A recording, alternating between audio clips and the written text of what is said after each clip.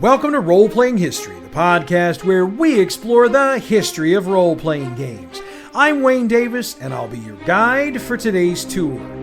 Episode 120, the AC module line for D&D. I mentioned a couple of weeks ago that both this week and next week we'd be covering modules on the program, but I hadn't decided how I wanted to present them. I mean, when we did our 4-episode run earlier this year, it was the most popular modules according to you, so that sort of organized itself. But doing an episode or two on modules outside of that concept sort of stumped me. So I went with the simple solution. We'll cover the modules according to the series they're in. In other words, the B series or the X series or whatever. And because I think the D&D sets from the 1980s don't always get the love they deserve, I decided we'd start with the AC series of modules. Those were created specifically for those beloved box sets, and the materials were spread out over the 4 sets, which for the uninitiated were the Basic, Expert, Companion, and Master sets. It also needs to be noted that the modules in this line were a mix of adventure and various rule supplements, so don't be surprised by the contents of this week's episodes. That means it's time to crank up the tour bus and get everything rolling along. We begin the AC line, appropriately enough, with AC-1, The Shady Dragon Inn. Released by TSR in 1983, it was written by Carl Smith, with Larry Day handling the cover art and Jim Holloway the interior art. The Shady Dragon Inn checked in at 32 pages with an outer folder.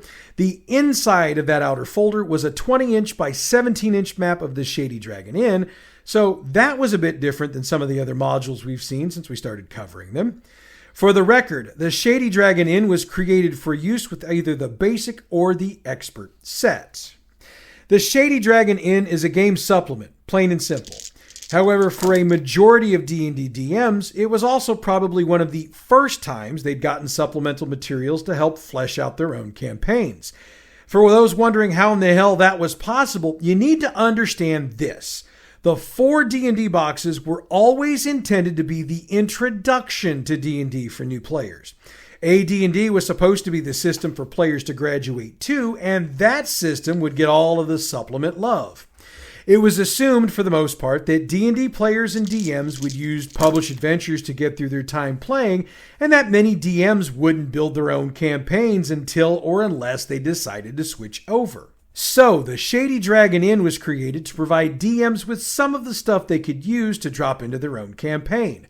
The major selling point was 118 pre-generated characters, which would provide DMs with plenty of NPCs to drop into a game, or to hand to new players interested in trying the game but not sure how to build a character. Another interesting feature of the pre-generated characters is that Smith decided to present some of them on their own while presenting others in adventuring parties. The character section takes up the first 26 pages of the book, and it involves some serious breaking down of races and classes. So let's go where the supplement went and break down those ourselves. 23 different fighters made their way into the pages, and their names ranged from Abel Artone to Viking the Little. And my group thinks my NPC names are weird. Anyway, each character presented has a stat block, brief equipment description, physical description, and a rather short biography. I'm pretty sure it was expected or anticipated that if any of these characters were going to be used long term, that the DM would expand on what was presented. 18 magic users, they weren't called wizards just yet, made their appearance, and their names were just as interesting, ranging from Epirus the Wondrous to Zarkon the Blue.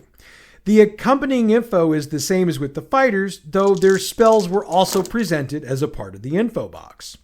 For those needing healing, 17 clerics were presented, ranging from Ambrose the Celt to Penelope of Westhaven.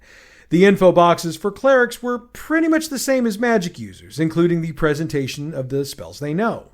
Thieves. They weren't called rogues until 3rd edition for those keeping score at home. We got 14 of them presented in this release, and their colorful names ranged from Aiden Ablefingers to Zacharias the Nimble. Their info boxes looked more like the fighter boxes than the other 2 classes. Now, as I mentioned a moment ago, races were also represented in here, so let's break those down as well. I do want to note that just like the classes presented, each of the racial characters presented came with a full stat block as well. 10 dwarves found their way into the release, and they had those traditionally dwarven names like Astrid Helmsplitter and Ulf the Sledge. 12 elves were present, and they were all magic users, as was the case throughout the original version of D&D. That means their spellbooks and spells contained within were included in their stats, and names like Torquil of Deep Hollow were attached to our long-lived friends. Halflings. We got 10 of them, and their names ranged from Big Ol' Burrowell to Watt Watershed. No gnomes, half-elves, or half-orcs here, as they didn't exist until much later in the D&D universe. There were 13 special characters represented in this section of the book, and they were each from the D&D toy line that was out and being promoted at the time. The other big difference is that their descriptions were much larger than the others, though they pale in comparison to some of the NPC descriptions we get today. The Shady Dragon Inn itself rounds out the rest of the supplement. It's not an adventure, it's a location that DMs can use when building their own campaigns, and therefore this section contains a full breakdown of the inn for use in that matter. Carl Smith, realizing he might have missed a thing or two in the original release, wrote an article for the Polyhedron Newszine later in 1983 that provided more details about employees and the various furnishings of the inn. And of course, the description of the inn includes full details on any groups of adventurers staying in the inn at any given time. Doug Cowie reviewed the Shady Dragon Inn for the July 1984 issue of Imagine magazine. Overall, he called it, quote, very welcome, end quote, though he noted the various character descriptions were a bit lacking as they really didn't get into details of what they were carrying.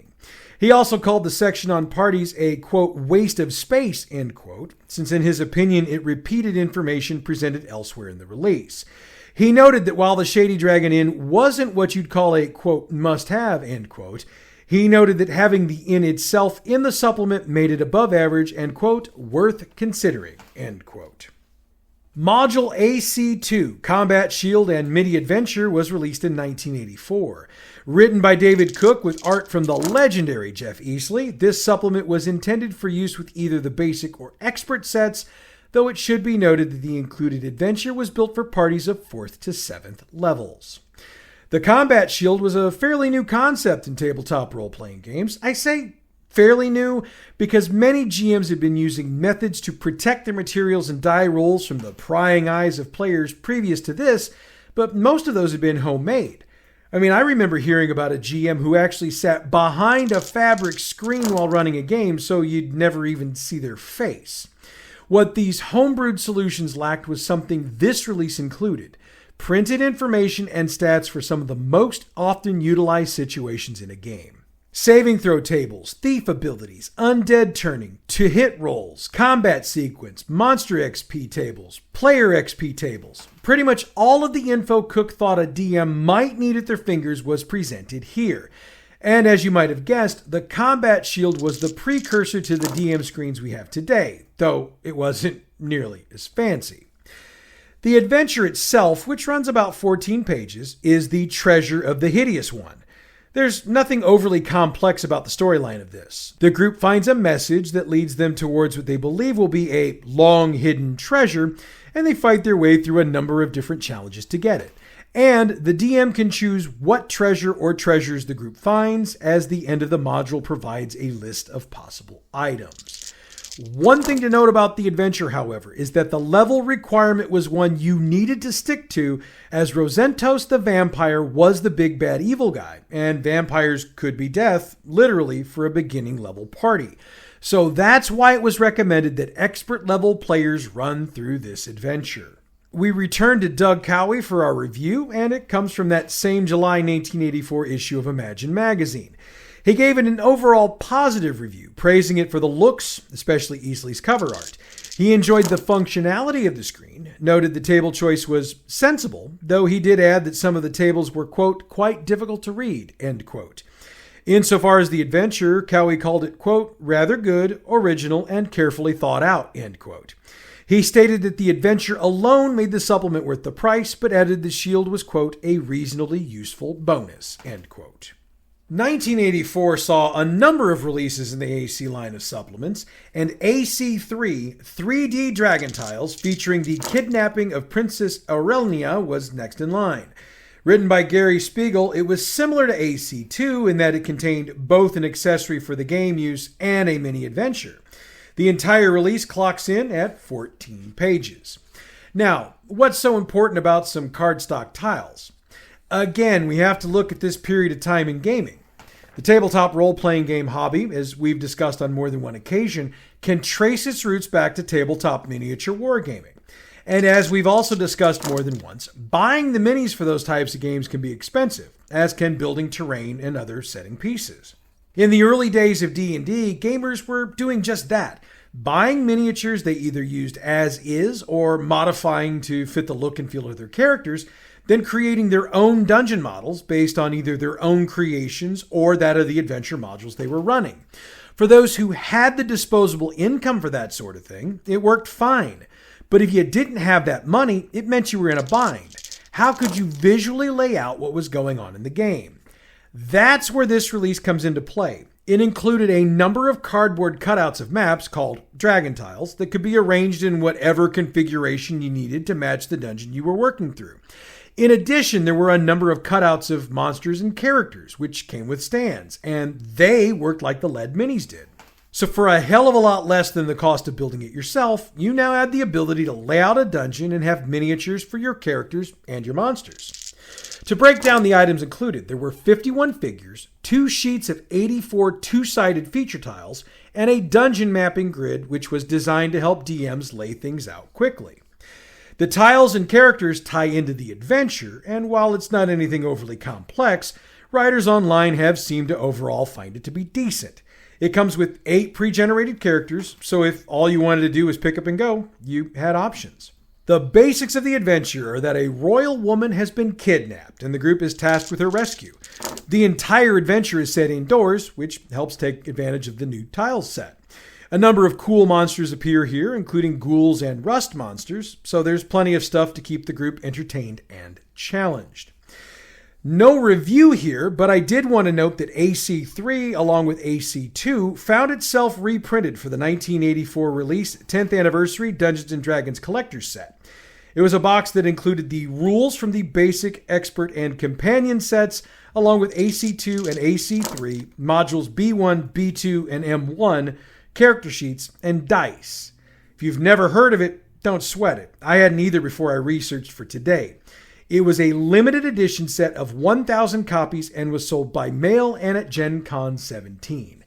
And if you've got one of those babies, I would love to see pictures. Hit me up at badgmproductions@gmail.com.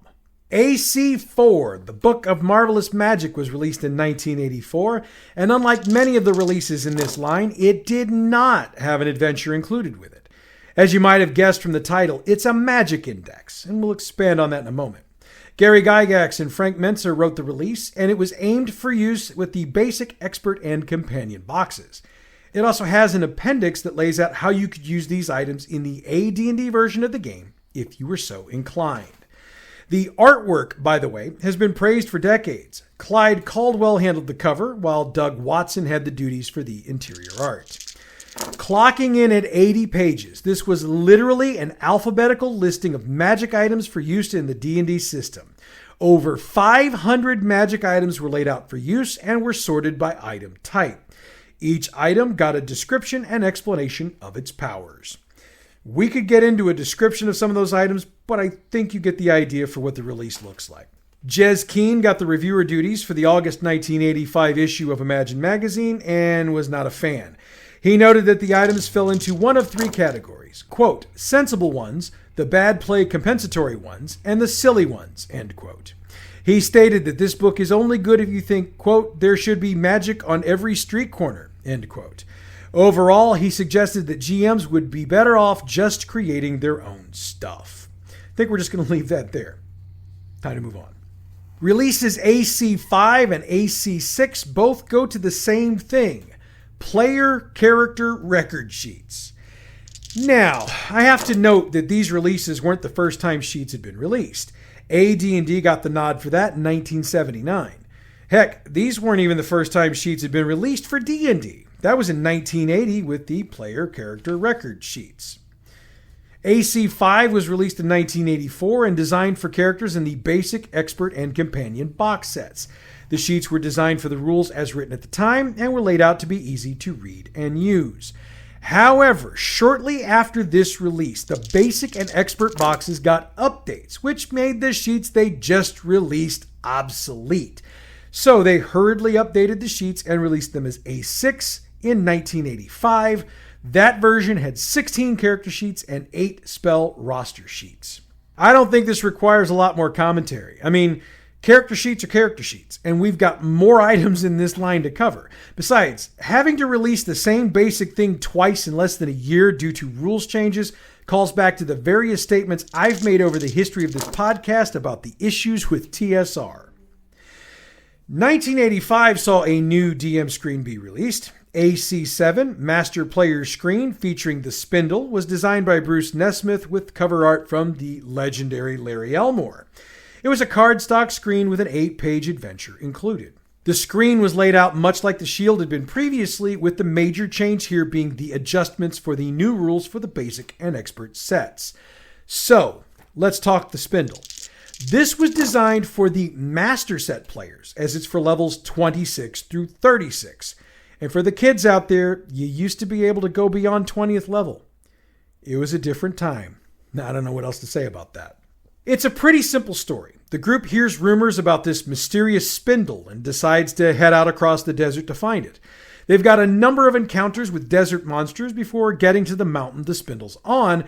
Then they fight mountain monsters on the way up. Once they get to the spindle, they enter, they fight the big bad evil guy, and can gain information about whatever the major quest is in their current campaign, or about immortality, if you don't have a major quest for the group. Air drakes, cloud giants, vampires, rust monsters. While the monsters are appropriate to the setting, the overall list almost reads like Nesmith took a monster manual and tossed darts at it. But player comments online seem to be primarily positive, so who am I to judge? AC8, 3D Dragon Tiles featuring The Revenge of Rusak, was the last supplement with an adventure in it in this line. It's also the sequel to the previous 3D tile set adventure, The Kidnapping of Princess Arlena. Designed by Zeb Cook with the art handled by Dennis and Martha Kalf, it was released in 1985. The adventure itself checked in at 8 pages, but it also had 2 cardstock sheets, a cardstock counter sheet, and an outer folder. There's also an interesting story about the release, but I'm going to hold that until the end. The Revenge of Rusak is a wilderness outdoor adventure, so the tiles included with the set are designed for that kind of adventure. It's got more character tokens as well, so that you could replace your old, probably worn out miniature for a new one. Now, The Revenge of Rusak was written for a party of 6th to 8th level, and it's expected you'll be using the same characters that you did for the previous adventure. Our princess from that previous adventure makes her appearance as she's running away from the castle where her father the king had been killed and usurped by Ernst Ziegler, who's the former warden of the land. Ziegler also raised Rusak, who's the big, bad, evil guy for this adventure. The climax of the adventure is the group challenging the powerful wizard in his hiding place and hopefully emerging triumphant. So there you go. Now, here's the story about the release. When it originally came out, it had a fairly serious misprint on it, as it was designated AC3. Needless to say, that required an adjustment, so stickers were printed to place over that before delivery. However, TSR managed to mess that up as well. The stickers had AC5 on them. So, yeah, that was wrong as well. But in classic TSR style, they just didn't fix it. They just changed the designation in their product listing. And that means if you have a copy of this by chance, it's going to have a sticker with the AC5 designation on it. And I think I'm just going to shake my head and move along. 1986 brought the next release in the AC line. AC9 Creature Catalog was written by Jim Bambra, Phil Gallagher, and Graham Morris, with Keith Parkinson handling the cover art. The easiest way to describe the Creature Catalog is to call it a monster manual for D&D. And by D&D, I mean the boxes. It pulled together all of the creatures that had been published in various D&D modules to that point in time. For the record, that was somewhere in the neighborhood of 200. There were also 80 new ones created just for the release. Each creature got an illustration, full D&D stats, and descriptions of its abilities and tactics. They were also arranged by type, which means undead were all together, humanoids were all grouped together, and so on and so forth.